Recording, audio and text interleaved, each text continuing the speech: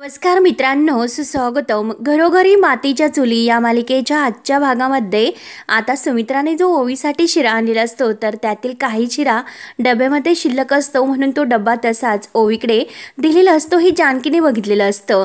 तेव्हा आता जानकी ओवीकडून तो शिऱ्याचा डब्बा घेते. ती सुद्धा एक घास अगदी प्रेमाने खाते आणि आता म्हणजे ऋषिकेशला सुद्धा त्याच्या आईच्या हातचा म्हणजे सुमित्राच्या हातचा शिरा खूप आवडत असतो.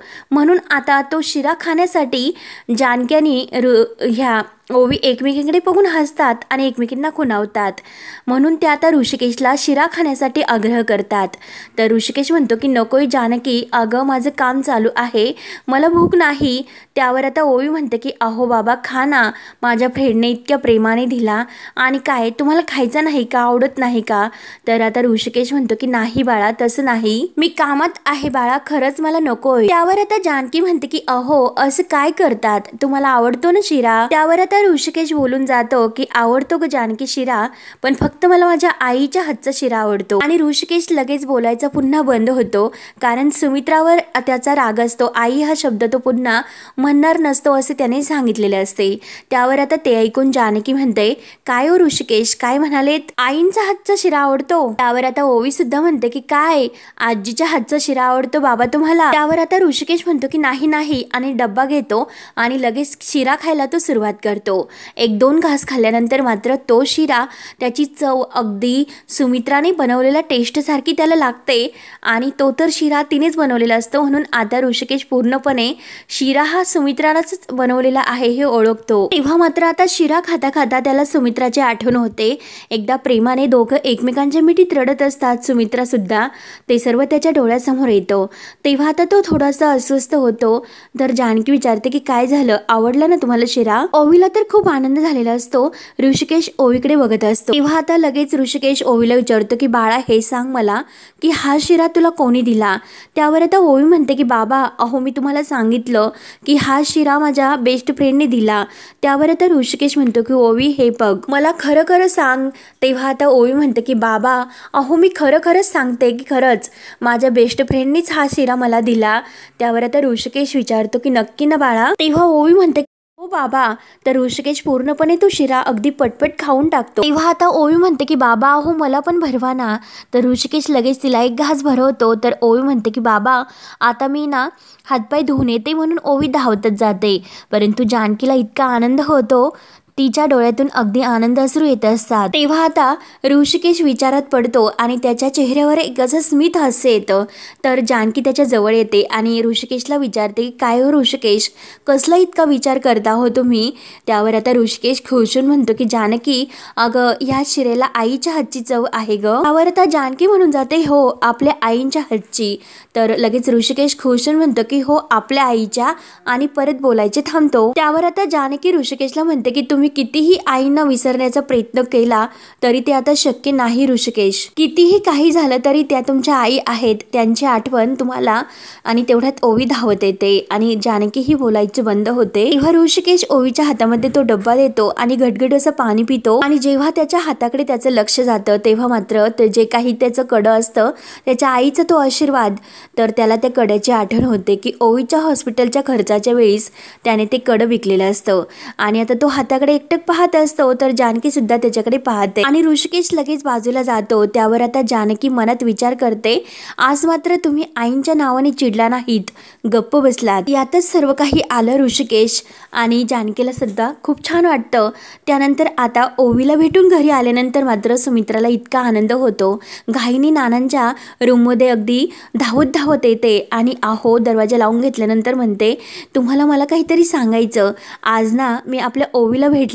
तेव्हा ते ऐकून नानांना सुद्धा खूप आनंद होतो. तेव्हा आता सुमित्रा म्हणते की खरं सांगते, अहो तिला भेटून तिला जवळ घेऊन इतका मला आनंद झाला ना, मी तिचे खूप लाड केले. अहो ती शाळेच्या युनिफॉर्म मध्ये इतकी गोड दिसत होती आणि तिच्या आवडीचा गोडाचा शिरा तिच्यासाठी मुद्दाम मी तिला घेऊन गेले होते. तिने इतके प्रेमाने तो शिरा खाल्ला आणि तिला तसं इतकं प्रेमाने खाताना मला इतकं छान वाटलं, इतकं बरं वाटलं, काय सांगू तुम्हाला, माझा जीवच असा सुकावला बघा. तर ते ऐकून नानांना सुद्धा खूप आनंद होतो. आणि खरं तर अहो तेथून माझा पाय सुद्धा निघत नव्हता. अगदी तिच्याजवळच अगदी राहावंसं वाटत होतं. परंतु त्याच वेळेस मात्र तेथे ऋषिकेश आला. मग मला यावंसं वाटलं. म्हणून आता सुमित्रा थोडीशी नाराज होते. त्यावर आता नाना म्हणतात की काय. सुमित्राच्या डोळ्यात पाणी सुद्धा येतं. सुमित्रा म्हणते की काय आज आपल्यावर वेळ आली. ज्या नातीला इतकं प्रेमाने मी दररोज भरत होते माझ्या हाताने, आणि आज मात्र तिला चोरून भेटावं लागतं. कसं झालं हे सर्व. आणि आपल्या डोळ्यातील पाणी पुसते आणि नानांना परत म्हणते की नाही, पण तरीही माझी देवी आईवर श्रद्धा आहे. ती सगळं व्यवस्थितच करेल, ती सगळं ठीक करेल, तुम्ही नका काळजी करू. पण तोपर्यंत मात्र मी माझ्या नातीबरोबर हा लपाछुपीचा डाव खेळतच राहणार. नाना म्हणतात की हो हो, म्हणजे आज कशी मी ओवीला लपून छपून भेटले तशी नेहमी भेटत राहणार. आणि तेवढ्यात मात्र अवंतिका आत येते आणि अवंतिका हे ऐकते. तेव्हा आता अवंतिका हे ऐकून जोरात म्हणते की तुम्ही ओवीला भेटलात. तेव्हा आता नाना आणि सुमित्रा खूप घाबरतात. नाना आणि सुमित्रा हे अवंतिकाकडे बघत असतात. तर अवंतिका त्यांच्या जवळ येते आणि आईंना विचारते की आई, अहो मी जे ऐकलं ते अगदी खरं आहे का. तर सुमित्रा कावरी बावरी होते. त्यावर सुमित्रा म्हणते की नाही अगं, मी तिच्या शाळेजवळून जात होते. तर लगेच आता अवंतिका म्हणते की नाही आई, हा योगायोग नाही, तुमच्या मनात काहीतरी वेगळं आहे. त्यामुळे आई मला खरं खरं सांगा की तुम्ही अगदी ठरून ओवीला भेटायला गेला होतात ना. सांगा ना आई, तुम्हाला ओवीची शपथ. तेव्हा आता सुमित्रा म्हणते की हो बाई, ठरूनच गेले होते. माझ्यातील आजी आणि माझ्यातील सासू एका आई पुढे हारली बाई. अवंतिकाला तर खूप हसायला येतं. अवंतिका हे ऐकत ऐकत हसत असते.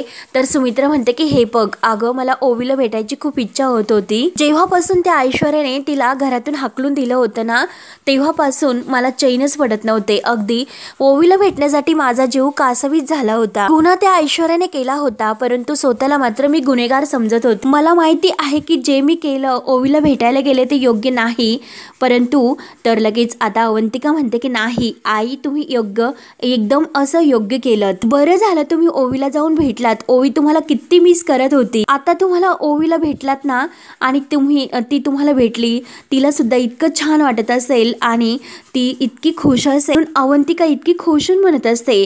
त्यावर आता सुमित्रा म्हणते की अगं जरा हळूच बोल, कुणाला कळायला नको. मी ओवीला भेटले हे कुणाला कळायला नको. त्यावर आता अवंतिका म्हणते की आई, अहो कळलं तर कळलं, त्यात काय इतकं. एक आजी आपल्या नातीला भेटायला गेली होती, याचमध्ये काय तुम्ही अशी चूक केली. काही असं चुकीचं नाही आई, असं अपराध्यासारखं स्वतःला धरू नका. इनफॅक्ट आई, तुम्ही का घाबरतात. तुम्हाला तर कोणाला अजिबात घाबरायची गरज नाही. उलट आपण हे सर्वांना सांगितलं पाहिजे की आपण. तर लगेच सुमित्रा म्हणते की नाही अगं, उलट या घरामध्ये काही जणांना नाही सांगायचं, म्हणजे कळायलाच नको. आणि हे बघ अवंतिका, या घरात मला याच्यावरून काही वाद नको. आणि जर मी ओवीला भेटायला गेले होते, हे घरात जर कुणाला कळले आणि त्यामुळे वाद झाले, मला ते वाद तर नकोय. परंतु मला ओवीला परत नाही भेटता येणार आणि मी ओवीला खरंच खूप मिस करेल.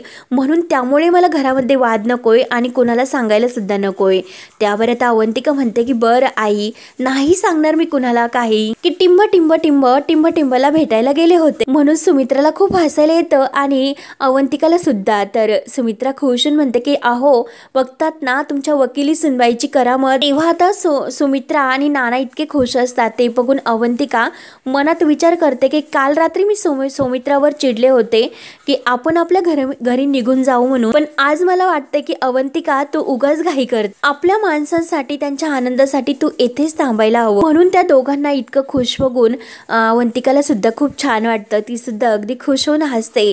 त्यानंतर मात्र आता हा डिफेक्टिव्ह पीस म्हणजे ऐश्वर्याचा तो बैल सारंग, हा तर डायरेक्ट आज इकडे ऐश्वर्याबरोबर तिच्या डॅडाला म्हणजे सयाजीरावाला भेटायला येतो. आणि तो म्हणतो की डॅडा, अहो मला थोडीशी काळजी वाटते, काही गडबड तर होणार नाही ना. त्यावर आता सयाजीराव म्हणतो काही होणार नाही. तेव्हा आता सारंग म्हणतो की तसे नाही, अहो विना कमिशनचं मार्केट. त्यावर आता सयाजी म्हणतो की म्हणजे आपण जे शेतकऱ्यांना मदत करायचो त्या बदल्यात ते आपल्याला कमिशन द्यायचे, ते आता नाही मिळणार, एवढंच फक्त. त्यावर आता सारंग म्हणतो की अहो तसं नाही, पण शेतकऱ्याने जे काही केलं तर त्याचा आपल्याला त्रास तर होणार नाही ना. तेव्हा आता सारंगला जेव्हा अशी भीती वाटत असते तर सयाजी पाटील म्हणतो की नाही अहो तसं काही होणार नाही, टेन्शन घेऊ नका. अहो आपण काही रस्त्यावर नाही आलोत. विखे पाटील कुटुंब आणि रणदिवे कुटुंब हे काही मुठभर तुकड्यावर चालत नसतात. त्यामुळे तुम्ही कशाला काळजी करतात, मी आहे ना तुमच्या सोबत, शब्द देतो मी तुम्हाला. तुमच्या कंपनीच्या पाठीशी मी खंबीरपणे उभे राहणार म्हणजे राहणारच। अहो मी तुम्हाला माझी पोरगी दिली, मी तुमच्यावर कोणतंही असं संकट नाही येऊन देणार। आणि राहिला प्रश्न आता कमिशनचा। अहो शेतकरी जाणार तरी कुठे, शेतकरी शेवटी आपल्याकडेच येणार। आणि बाजार समितीचं जे काही टेन्शन आहे ते अजिबात घेऊ नका, आणि बाजार समितीच्या मदतीशिवाय त्यांचं काही होणार आहे का? त्यामुळे कशाला उगाच आपण टेन्शन घ्यायचं।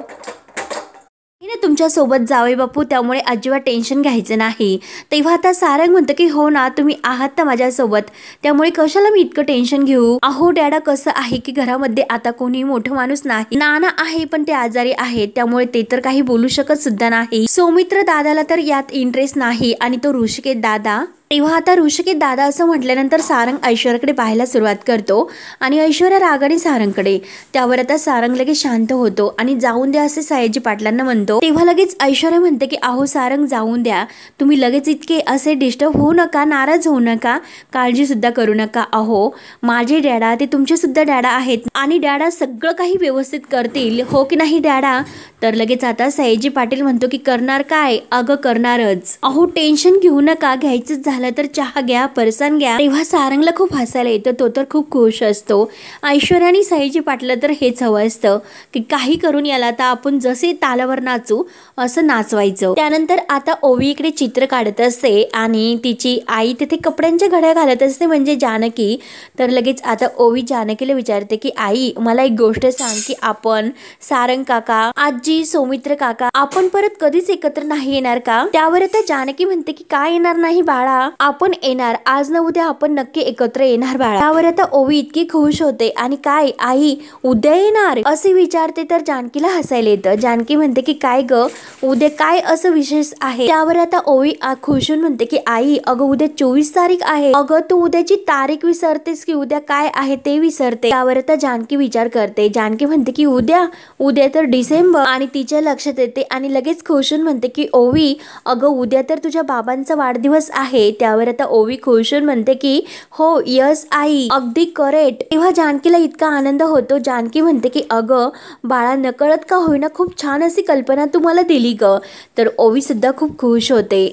जानकी म्हणते की अगं बाळा उद्याच्या दिवशी आपलं हे कुटुंब एकत्र येऊ शकतं, हा तोच दिवस आहे। त्या दिवशी आपण अनेक सोहळे अगदी आनंदाने पार पाडले, तेव्हा तर आपलं कुटुंब एकत्र येण्याचा सोहळा सुद्धा आपण पार पाडू शकतो। त्यामुळे ओवी बाळा तुम्हाला इतकी छान अशी कल्पना दिली ना, त्यामुळे छान असं काम करशील ना, हे आपलं सिक्रेट आहे, आणि हे सिक्रेट कुणाला? तर ओवी खुशून म्हणते की सांगायचं नाही। पर आता जानकी खुश होते आणि गुड बाळा असं म्हणते। त्यानंतर मात्र आता इकडे ऐश्वर्या सारंगच्या हाताला धरून आपल्या डॅडाच्या घरून येत असते, आणि हातामध्ये सारंगच्या बॅग असते। तेव्हा ऐश्वर्या त्याला म्हणत असते की अहो सारंग, आज तुमच्या चेहऱ्यावरचा हा आनंद आणि हसू बघून मला खरंच खूप छान वाटलं। त्यावर आता सारंग म्हणतो तुमच्यामुळे तर आहे ना हसू माझ्या चेहऱ्यावर, खरंच अहो जर तुम्ही माझ्या सोबत नसता तर आज सगळ्या बाजूने मी एकटा पडलो असतो। अहो ऐश्वर्या घरीदारी कोणीच मला असा मान देत नाही की जसा तुम्ही देतात, म्हणून आता सारंग पूर्णपणे ऐश्वर्याच्या कब्जामध्ये गेलेलं असतं। हे ऐकून तर ऐश्वर्याला अगदी आनंद होत असतो, आणि तिला तर हेच हवं असतं, जेवढी काळजी तुम्ही करतात तर घरात कोणीही इतकी काळजी माझी करत नाही।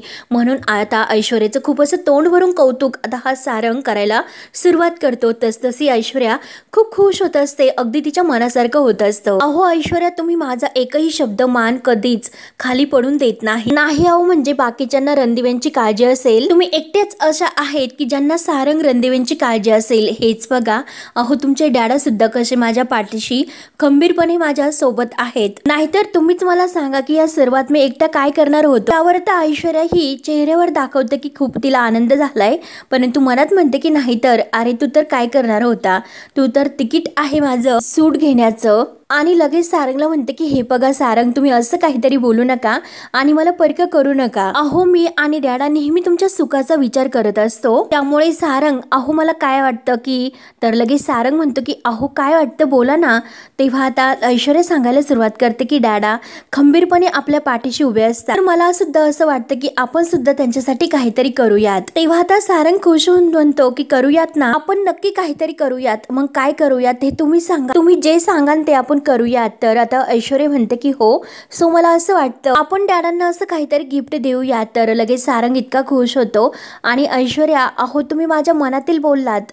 तर लगेच ऐश्वर्या म्हणते की हो ना सारंग, मग आता नक्की देऊया। तेव्हा आता सारंग खुश होऊन म्हणतो की अहो छोटं काहीतरी नको, डायरेक्ट आपण सोन्याचं काहीतरी गिफ्ट देऊयात। डायरेक्ट मी आता गाडी ज्वेलरच्या दुकानात म्हणजे घेतो सोनाराच्या, आणि असं काहीतरी देऊयात। तर ऐश्वर्या खुश होऊन म्हणते की हो सारंग, अगदी तुम्ही माझ्या मनातीलच बोलला। त्यावर आता सारंग तर ऐश्वर्याच्या होला हो करत असतो आणि हो हो ऐश्वर्या असं म्हणत असतो। तेव्हा आता सारंग खुश होऊन म्हणतो की अहो ऐश्वर्या, हल्ली तर आपण खूप काही आपल्या एकमेकांच्या मनातील बोललोय। ऐश्वर्या म्हणते की हो ना सारंग, चला आता जाऊयात, एकतर आपल्याला उशीर व्हायला नको। तेव्हा सारंग म्हणतो की हो हो चला लगेच जाऊयात। त्यावर आता इकडे जानकी ही कुठेतरी बाहेर निघालेली असते, कारण तिला आता ऋषिकेशला वाढदिवसाचं काहीतरी छान असं एक सरप्राईज द्यायचं असतं। म्हणून आता ती ओवीला म्हणते की बाळा कुठे बाहेर जाऊ नको, येथे छान असं जेवण तयार करून ठेवलेलं आहे, जेवणाचं ताट तुझं, तू जेवण करून घे, तुला भूक लागल्यानंतर, तोपर्यंत मी जाऊन येते। त्यावर आता ओवी म्हणते की आई अगं तू कुठे निघालीस? त्यावर आता जानकी म्हणते की अगं ओवी, बाबांचा वाढदिवस आहे ना, मग त्यासाठी काहीतरी सरप्राईज प्लॅनिंग करायचं, मग आपल्याला त्यासाठी पैसे नकोत का? आणि हे बघ आपल्याला त्यासाठी तयारी करावीच लागेल, मग जेथे मी काम करते तेथे काही अगदी जास्त पैसे मिळतात की नाही पाहते, आणि मग त्या बदल्यात मी ऋषिकेशसाठी काहीतरी घेऊया। आणि तेवढ्यात दरवाजा वाजतो आणि दरवाजा वाजल्यानंतर मात्र आता जानकी म्हणते की ओवी थांब, मी पाहते की कोण आलंय म्हणून। आणि तेव्हा आता जानकी दरवाजा उघडते तर जे रणदिव्यांच्या ऑफिसमध्ये ऋषिकेश बरोबर काम करत असतात, तर ते घोरपडे आणि आत्माराम शिंदे हे दोघे येतात, जानकीला नमस्कार घालतात। तर जानकी त्यांना म्हणते की तुम्ही ऋषिकेशच्या ऑफिसमध्ये ऋषिकेश बरोबर काम करत होतात ना, त्यांची ओळख सांगते। अहो पण हे घरी नाहीत। तर लगेच ते दोघेही म्हणतात की काही हरकत नाही वहिनी, आमचं तुमच्याकडेच काम आहे। त्यावर तर जानकी विचारते की माझ्याकडे काय असं काम असेल तुमचं? आणि हरकत नाही, या आतमध्ये या, म्हणून जानकी त्यांना आतमध्ये बोलावते आणि त्यांना बसण्यासाठी खुर्ची देते आणि ओवीला म्हणते की बाळा जा बरं पाणी घेऊन ये। त्यावर ओवी लगेच उठते। तर जानकी त्यांना विचारते की सांगा ना काय काम होतं? त्यावर आता ते दोघेही जे एक शेतीसाठी जो खताचा पुडा असतो तो बाहेर काढतात आणि शेतीसाठी ह्या जो लागणारा कीटकनाशकाचा पुडा आहे तो घेऊन आम्ही कंपनीकडून आलो। यापूर्वी आमची तुमच्या कंपनी सोबत ॲग्रीमेंट होती, जेव्हा ऋषिकेश दादा या कंपनीत होते तेव्हा आता ऋषिकेश दादा स्वतंत्र काम करतात। मग वहिनी, शेतकरी तुम्हाला जाम मानतात, ते तुमच्या बाजूने आहे, आणि वहिनी तुम्ही जर शेतकऱ्यांना आमच्याकडून खत घ्यायला सांगितले तर ते नक्की ऐकतील। तेव्हा आता जानकी म्हणते की अहो पण, तर लगेच तो जे घोरपडे असतात ते म्हणतात की वहिनी तुम्ही अजिबात निश्चिंत राहा, या खतामध्ये असं काहीच नाही की शेतीला त्याचा काही दुरुपयोग होईल म्हणून, तुम्ही अगोदर शेतीमध्ये ते वापरा आणि मग नंतर आपण त्याचा व्यवहार करूयात। आणि तेव्हा लगेच ते शिंदे काही पैसे देतात आणि जानकीला म्हणतात की हे पैसे घ्या वहिनी। तेव्हा आता जानकी विचारतात की अहो हे पैसे कसले? त्यावर आता ते शिंदे सांगतात की अहो हे कमिशन आहे, कारण तुमच्या ऐकून शेतकरी आमचं जे काही खत घेतील त्याचं तुम्हाला कमिशन द्यायला नको का? जे नंतर द्यायचे ना ते आत्ताच ऍडव्हान्स म्हणून देतो, त्यामुळे आशीर्वाद समजून घ्या। तर जानकी म्हणते की नाही हो, पैसे नको, खरं तर तुम्ही शेतकऱ्यांसाठी चांगलं काम करतात, मग यात माझा आणि ऋषिकेशचा कायमच सहभाग असणार आहे। मी शेतकऱ्यापर्यंत हे पोहोचवते आणि त्यांना एकदा हे वापरून द्या, त्याचा फायदा होतो की नाही हे बघून द्या, नंतर काय ते व्यवहाराचं बघू, आता प्लीज नको। तेव्हा आता शिंदे म्हणतात की वहिनी अहो हा तुमच्या मनाचा मोठेपणा झाला, इतक्या वर्षापासून आम्ही ऋषिकेश दादांना मानतो, निदान त्यांच्यासाठी तरी घ्या, प्लीज घ्या, ठेवा हे पैसे। तेव्हा जानकी ते पैसे स्वीकारते आणि लगेच जे घोरपडे असतात तर ते म्हणतात की धन्यवाद वहिनी, आणि दादा आल्यानंतर त्यांना हे खताचं पॅकेट दाखवा, आमच्या कामाचं ते तेवढं कौतुक करते। नमस्कार वहिनी, आम्ही आता येतो, म्हणून ते दोघे आता निघून जातात। ओवीला सुद्धा खूप आनंद होतो, कारण आता ऋषिकेशच्या वाढदिवसासाठी सरप्राईज प्लॅनिंग करण्यासाठी पैसे तर अगदी योगायोगाने चालून येतात। त्यावर आता ओवी खुशून म्हणते की बघितलंस ना आई, तू तर पैशांची अरेंजमेंट करायला जात होती, पैसेच तुझ्याकडे चालत आले। त्यावर आता जानकी खुशून म्हणते की हो ना ओवी, सगळी काही देवाची कृपा आहे असे समज, मी देवापुढे हे पैसे ठेवते, म्हणून जानकी आता ते पैसे देवापुढे ठेवते। त्यावर आता ओवी खुशून विचारते की आई अगं तू बाबांना काय असं गिफ्ट देणार आहे ग? त्यावर आता जानकी खुशून म्हणते की ओवी अगं ते सरप्राईज आहे।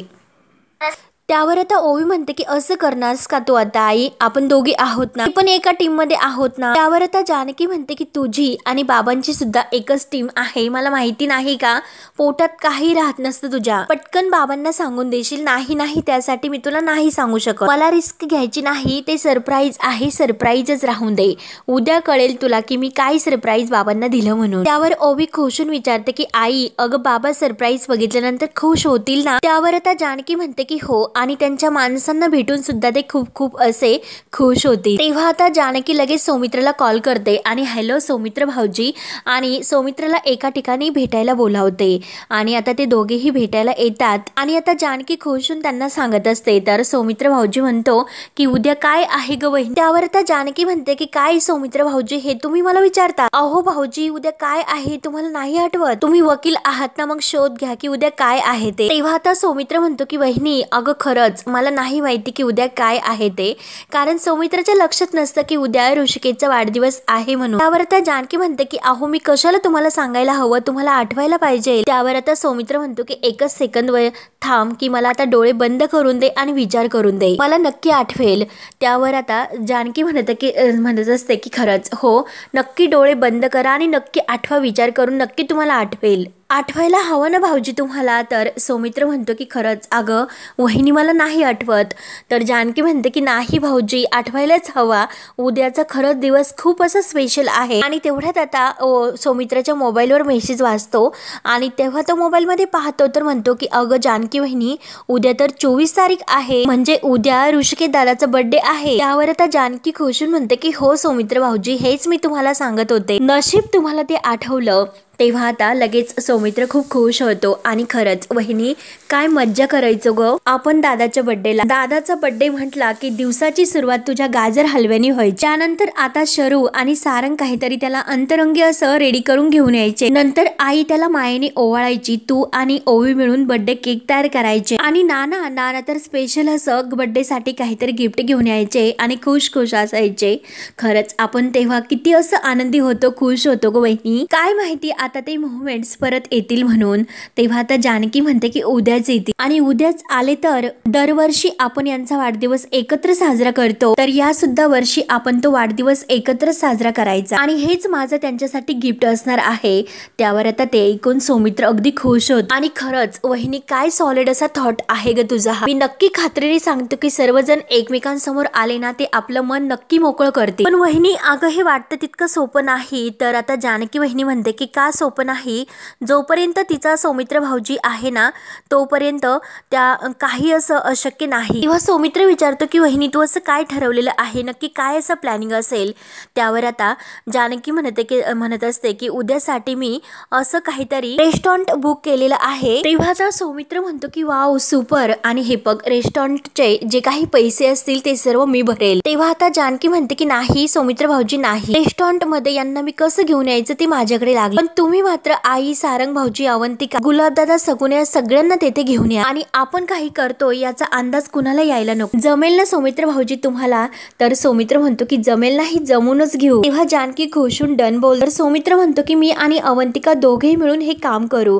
तर जानकी म्हणते की हो. त्यावर आता जानकी म्हणते की पण त्या अगोदर आपल्याला खूप अशी काळजी घ्यावी लागणार आहे. ती घरात जी महाबाया आहे ना तिला कुठल्याही गोष्टीची भनक लागायला नको, नाहीतर चांगल्या कामात मोडता घातल्याशिवाय ती काही राहणार नाही. त्यावर आता सौमित्र म्हणतो की वहिनी याची काळजी तू करू नको, जे काही करायचे असेल ते जपून करू. उद्याचा बर्थडे दादाच्या कायम लक्षात राहील आणि वहिनी तुझ्यामुळे आपलं कुटुंब पुन्हा एकदा जवळ येणार आहे. तेव्हा आता जानकी आणि सौमित्र खूप खुश होतात आणि उद्याची प्लॅनिंग ते करतात. तेव्हा हा भाग येथे संपतो. पुढील भागामध्ये आता सौमित्र घरी येतो आणि घरी आल्यानंतर जो काही आपला फॅमिली फोटो असतो तर त्या फॅमिली फोटोवरून प्रेमाचा असा हात फिरवतो आणि उद्या हे चित्र नक्की खरं होईल ना, नाही होणारच असं तो ठरवतो आणि नानांजवळ येतो. नानांना म्हणतो उद्या मी आणि जानकी वहिनी सर्वांना एकत्र आणतो. तेव्हा नाना तर सौमित्राच्या डोक्यावरून प्रेमाचा हात तर फिरवतात आणि मनात म्हणत असतात की त्या अगोदर ऋषिकेशला हे कळायला हवं की या घरातील प्रॉपर्टीचे जे काही पेपर्स आहे सापडण्याची किल्ली म्हणजे ते कडं आहे, ते कडं. आणि याच वेळेस जेव्हा ऐश्वर्या त्या सोनाराच्या दुकानात आलेली असते आणि ती आता जे जानकीनं कडं घेतलेलं असतं विकत ऋषिकेशचं तेच कडं ती तिच्या हातात घेते आणि तिच्या डॅडांना ते सरप्राईज साईज म्हणून ती मुद्दाम घेते। तेव्हा आता जानकी म्हणते की मी तुला रिक्वेस्ट करते की प्लीज ते कड मला दे। तेव्हा आता ही ऐश्वर्या म्हणते की अगोदर हात जोडायचे, पाया पडायचे आणि सगळ्यात शेवटी नाक घासायचे, तेव्हा मी तुला ते कड देईल। तर जानकी ही तिच्या बोटात ते गरगर फिरणारं कड आहे ते रागाने तिच्या हाताकडे पाहत असते आणि आता जानकी तिच्या ताब्यातून ते कड कसं घेते हे पाहण्यासाठी आपल्या चॅनलला नक्की सबस्क्राईब करत राहा। धन्यवाद।